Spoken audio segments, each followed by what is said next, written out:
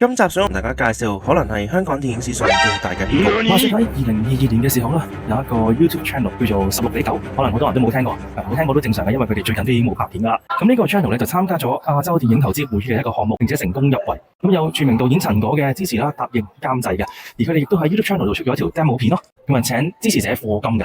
係啊，冇錯，原來喺 YouTube 咧叫人課金都唔係一啲咩新鮮事嚟噶啦。呢套電影前後成功籌集咗超過250萬，總共咧有3000幾人課金支持噶。冇錯，我亦都係呢3000幾個人之一。咁我哋首先咧要去攞咗戲飛先。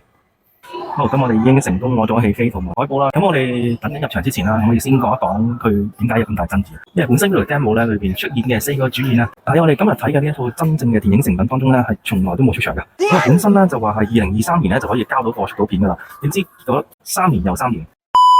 唔好意思，頭先語氣重咗少少，原來只係拖我2年啫。咁啊，去到2025年先至正式出到貨，而且咧所有嘅主演咧都係轉晒嘅。係啊，你冇聽錯啊，係所有嘅主演都轉晒，甚至連陳果都冇再掛名監製。聽聞咧都係講話檔期唔啱之類啦，即係你話1個2個主演做唔到就可能檔期問題咯。如果全部人都做唔到咧，聽落咧就唔似檔期問題啦，只係剩翻阿蔡導演即係阿車咧仲喺度，咁佢係身兼導演同編劇啦。至於究竟我哋係獨具慧眼，定因為係賭錢落海咧，咁就要睇下今日呢一套電影究竟有冇250萬嘅效果啦。A few moments later， 導演好好揾咗我哋4個，本來都係好 friend 底嘅，去俾我哋好早就進入呢個劇本嘅研究。好，咁我哋已經睇完呢一套《賭破法蘭克》啦。